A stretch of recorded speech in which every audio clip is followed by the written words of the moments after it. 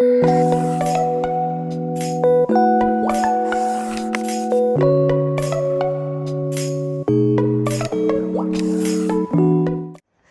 To your favourite channel Rajiv competitive classes. दोस्तों, आज का जो हमारा टॉपिक है वो आपका resource and development class 10th chapter 1 geography का।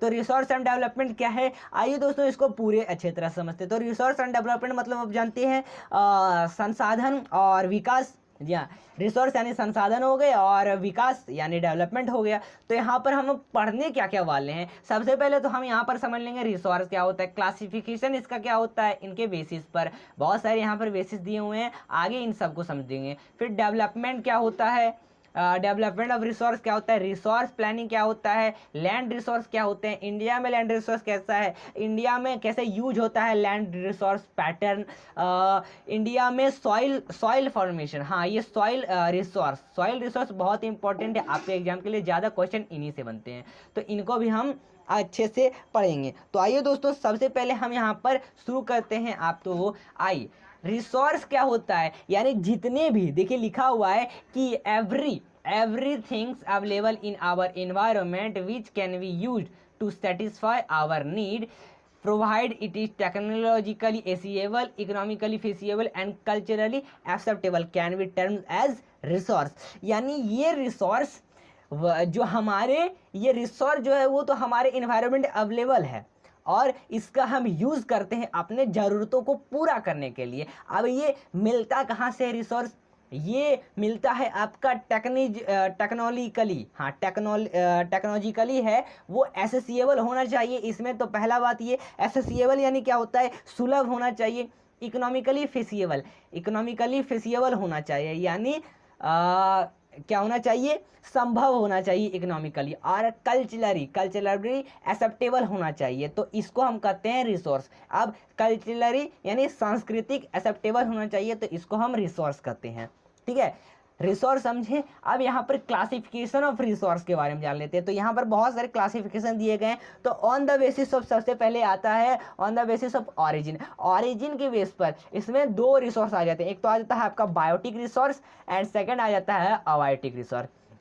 फिर ऑन द बेसिस ऑफ ऑक्सॉस्टिबल यानी क्या होता है, निश्चेषता के आधार पर। तो इसमें एक रेन्यूएबल एक नॉन रेन्यूएबल रिसोर्स आता है। अब आता है on the basis of ownership का मतलब समझते हैं, जो अपना रिसोर्स हो। इसमें इंडिविजुअल रिसोर्स आ जाते हैं, कम्युनिटी रिसोर्स आ जाता है, नेशनल इंटरनेशनल रिसोर्स ये सब आ जाते हैं। अब एक और आता है इसमें रिसोर्स हुआ था on the basis of status of development.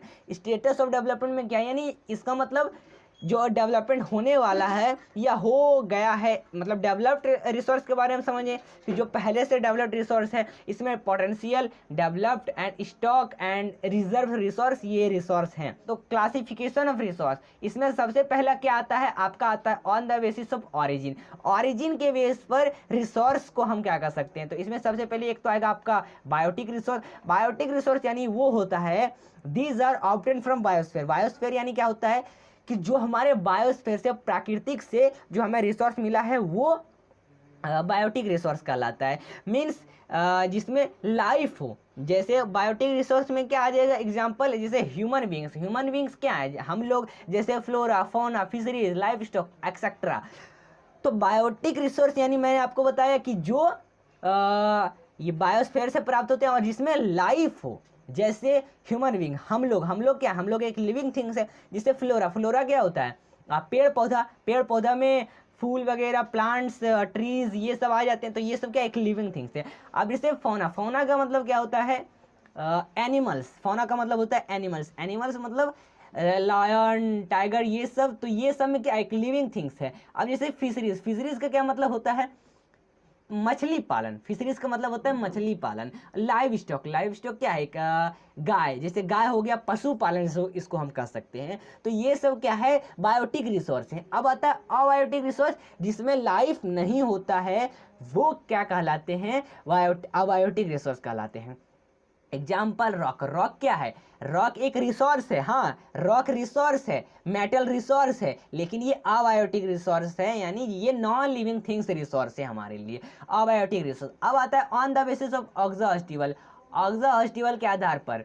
यानी निश्चयता के आधार पर। एक आता है इसमें रेन्यूएबल रिसोर्स। रेन्यूएबल रिसोर्स यानी क्या होता है, साफ साफ लिखा हुआ है कि दी रिसोर्स विच कैन बी रेन्यूड या रिप्रोड्यूस्ड, यानी वो रिसोर्स जिसको हम फिर से रेन्यू कर सकते हैं, जो फिर से बन सकता है, एक बार खत्म हो गया फिर से बन सकता है, रेन्यूड या रिप्रोड्यूस। और ये फिजिकली बन सकता है, केमिकली और मैकेनिकली प्रोसेस के थ्रू ये रेन्यूएबल हो सकता है।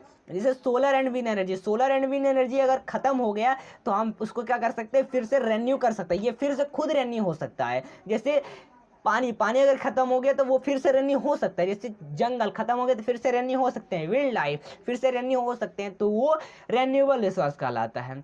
अब आता है यानी रेन्यूएबल रिसोर्स का इंग्लिश हिंदी समझ लें कि पूर्ण चक्रण, जो फिर से वो चक्रण हो सकता है, फिर से आ सकता है। फिर आता है नॉन रेन्यूएबल रिसोर्स।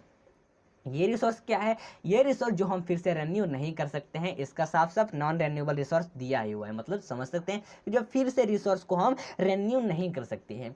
जैसे साफ साफ लिखा है consume can not be replaced are non renewable. जैसे एग्जांपल में अगर कोयला क्या है, उसको कोयला इस संसाधन रेन्यूएबल रिसोर्स में वो मिलियन साल लग जाते हैं बनने में रिसोर्स को, और ये फिर से वो क्या होता है, रेन्यू नहीं होता है। कोयला को लाखों साल बनते हैं बनने में, तेल को लाखों साल लगते हैं बनने में, लेकिन ये फिर से खत्म हो गया तो रेन्यू फिर से नहीं हो सकता। अब on the basis of ownership, ownership का मतलब आप समझ गए, ऑनरशिप का मतलब होता है जो अपना रिसोर्स हो, खुद का रिसोर्स हो, समझ गए।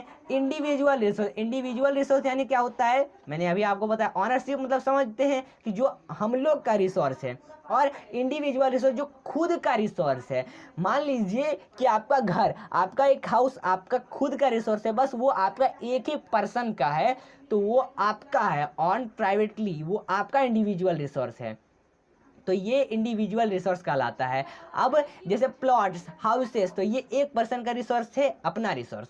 अब कम्युनिटी ऑन रिसोर्स यानी क्या कहलाता है, जो कम्युनिटी का, मान लीजिए कि आप एक सोसाइटी में रहते हैं, उस सोसाइटी में एक आम का पेड़ है, तो वो सोसाइटी के जितने भी लोग हैं उन सब का उस आम के पेड़ पर हक है, तो वो सब उन आम के पेड़ को, उसके आम को खा सकते हैं, तो ये किसी एक का नहीं, वो सब का है, तो ये कम्युनिटी ऑन रिसोर्स कहलाता है। जैसे पब्लिक पार्क, पिकनिक स्पॉट्स, तो ये सब कम्युनिटीज रिसोर्स हैं। अब आइए दोस्तों, आपका आगे इसमें जो आ जाता है वो आपका आता है नेशनल रिसोर्स। ठीक है, तो नेशनल रिसोर्स का क्या मतलब होता है, जो नेशनल हो। मान लीजिए हमारा देश में जितने भी रिसोर्स है वो नेशनल रिसोर्स है, अपना रिसोर्स है, और ये हमारे नेशन के अंदर जितने भी रिसोर्स हैं वो अपना रिसोर्स है, जो टेक्निकली हो जाए, टेक्नोलॉजिकली हो जाए, और भी बहुत सारे हो जाए, तो ये रिसोर्स अपना है। लेकिन क्या आप सोचें कभी कि हमारे देश के जो अंदर वाला रिसोर्स है बस उतना तक ही हम कर सकते हैं यूज? नहीं, तो ये गलत है। हम अपने देश के बाहर भी अपने रिसोर्स को यूज कर सकते हैं, बस कितने तक, 12 नॉटिकल माइल तक। जी हाँ, हमारा इंडिया है, इंडिया का जो समुद्री भाग है, अगर वहाँ से हमें रिसोर्स मिला है तो वहाँ से रिसोर्स प्राप्त करने के लिए बस हमारा एरिया बना हुआ है, वो हम 12 नॉटिकल माइल्स तक यूज कर सकते हैं उसमें।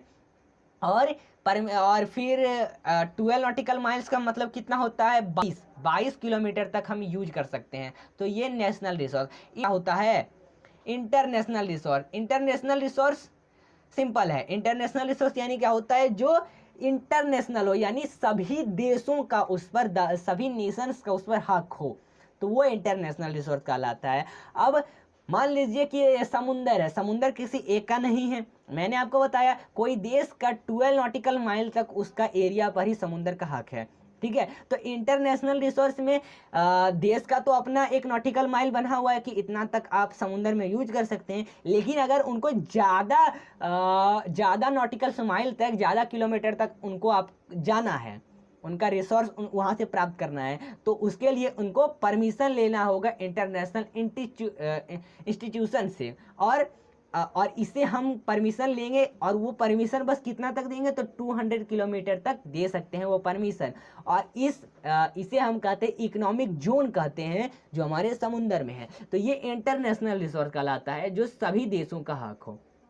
अब आता है on the basis of status of development. Status of development का मतलब समझते हैं जो पहले से डेवलप्ड है या डेवलप्ड होने वाला है। पोटेंशियल रिसोर्स यानी क्या होता है, ये फाउंड है एक रीजन, रीजन में फाउंड होता है, यानी और ये हमारे लिए यूटिलाइज नहीं है। For example region of Rajasthan, यानी ये रिसोर्स पोटेंशियल रिसोर्स यानी क्या होता है, ये हमारे मतलब हमारे प्राकृतिक में उपलब्ध है का यूज अभी नहीं कर रहे हैं, वो रिसोर्स पोटेंशियल मतलब रिसोर्स कहला रहा है।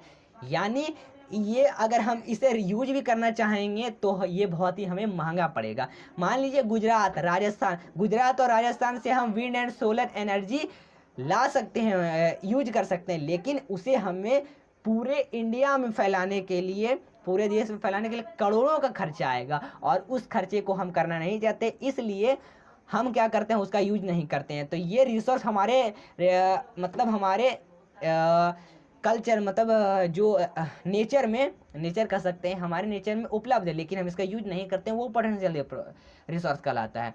अब आता है डेवलप्ड रिसोर्स। तो डेवलप्ड रिसोर्स का मतलब समझ जाते हैं आप लोग नाम से ही, ठीक है। तो डेवलप्ड रिसोर्स का मतलब क्या होता है, जो पहले से ही डेवलप्ड रिसोर्स हो वो डेवलप्ड रिसोर्स। ये सर्वे होता है, रिसोर्स सर्वे होता है, ये क्वालिटी में और क्वांटिटी में सर्वे होता है, और इसे डिटरमाइन फॉर यूटिलाइजेशन, और इसे हम यूज करते हैं अपने लिए, डेवलप्ड रिसोर्स कहलाता है, ठीक है। जो पहले से डेवलप्ड रिसोर्स हो वो डेवलप्ड रिसोर्स, समझ गए आप। अब इसमें स्टॉक्स आ जाता है। स्टॉक्स का क्या मतलब होता है, the resource that have been surveyed. ये रिसोर्स तो सर्वे होता है but can not be use due a lack of technology. For example water compound, जैसे वाटर और कंपाउंड, वाटर कंपाउंड मतलब मान लीजिए कि वाटर है, वाटर किस तरह से बना है, H2O H2O किस तरह से बना है, सबसे पहला तो आपको यहाँ पर एक तो हाइड्रोजन से बना है और प्लस आपका ऑक्सीजन से मिलकर बना है ये स्टॉक। तो ये स्टॉक्स कहलाते हैं। एक इसमें आता है रिजर्व, हाँ एक जो और इम्पोर्टेंट है वो है, इसमें आता है रिजर्व्स। रिजर्व्स का मतलब आप समझ सकते हैं, जो रिजर्व रिसोर्स है हमारे लिए। रिजर्व रिसोर्स का क्या कह सकते हैं, जैसे ये हमारा टेक्नोलॉजी में प्रेजेंट है, लेकिन हम इसका भी यूज नहीं करते हैं, स्टैट से यूज नहीं कर सकते हैं, ये रिसोर्स हमारे लिए रिजर्व है। फॉर एग्जाम्पल डैम, अगर मान लीजिए अगर आपका पानी है, तो पानी अगर हर जगह से ख़त्म हो गया तो हमारे लिए रिसोर्स है, वो रिजर्व है। यानी हमारे डैम्स बनाए गए पानी को रोकने के लिए, इकट्ठा करने के लिए, उसमें हमारे पानी इकट्ठे हैं, अगर पानी खत्म हो गया तो वहाँ पर डैम्स में रिजर्व है। अब इस रिसोर्स को हम कहते हैं रिजर्व रिसोर्स। फॉरेस्ट खत्म हो गया, मतलब अगर खत्म हो गया तो मतलब मान लीजिए कि हम लोग का घर है, अगर वो खत्म हो गया तो हमारे लिए फॉरेस्ट है, उसमें जाकर हम रह सकते हैं। तो ये रिजर्व रिसोर्स हैं जो हमारे लिए रिजर्व हैं। अब आता है डेवलपमेंट ऑफ रिसोर्स। नाम से ही पता चल रहा है, जो पहले से डेवलप्ड रिसोर्स है वो डेवलपमेंट रिसोर्स। इसमें कई सारे रीजन्स हैं। पहला पॉइंट का अगर बात कर लें, resource are vital for human survival. Resource क्या है, ये वाइटल है ह्यूमन सर्वाइवल, ठीक है। इसमें देखिए इंपॉर्टेंस क्या क्या है कि displacement of resource for satisfying the greed of few individual. ये मतलब इसमें क्या है कि मेंटेनिंग करता है ये क्वालिटी को, या ह्यूमन बींग्स का क्वालिटी को मेंटेनिंग करता है indiscriminately, and this has led to the following measures. तो ये इंपॉर्टेंट मेजर्स हैं जो दिए हुए, इनको आप लिख लीजिएगा, ठीक है। चलिए, डेवलपमेंट रिसोर्स का मतलब समझते हैं कि जो आपका पहले से डेवलप्ड है रिसोर्स। फिर आगे देखिए एक आता है, इसमें इसी में आ जाता है आपका कौन कौन सा, तो इसी में आ जाता है आपका सस्टेनेबल डेवलपमेंट। सस्टेनेबल डेवलपमेंट यानी क्या होता है, ये इकोनॉमिकली डेवलपमेंट है, ये हमारे इन्वायरमेंट को बिना डैमेज किए ये डेवलपमेंट प्रेजेंट है, ये तो प्रेजेंट है हमारे यहाँ नेचर में, लेकिन हम इसका अभी यूज नहीं करते हैं, इसे बचा के रखें अपने फ्यूचर जनरेशन के लिए, ठीक है। फ्यूचर जनरेशन जो आने वाला फ्यूचर है उसके लिए बचा के रखे हैं। जैसे एग्जांपल फॉसिल फ्यूल्स, तो फॉसिल फ्यूल्स क्या है, इसे हम अपने जनरेशन के लिए बचा के रखें, तो ये सब सस्टेनेबल डेवलपमेंट में आ जाते हैं, ठीक है। चलिए, तो यहीं तक आपका वीडियो समाप्त होता है। ये वीडियो था आपका पार्ट 1 इस वीडियो का। फिर आगे हम समझेंगे रिसोर्स प्लानिंग और सॉइल फॉर्मेशन, सॉइल रिसोर्स के बारे में समझेंगे नेक्स्ट पार्ट में। तो दोस्तों वीडियो को लाइक करिए, चैनल को सब्सक्राइब करिए। फिर मिलते हैं अगले वीडियो के साथ, तब तक के लिए बाय बाय।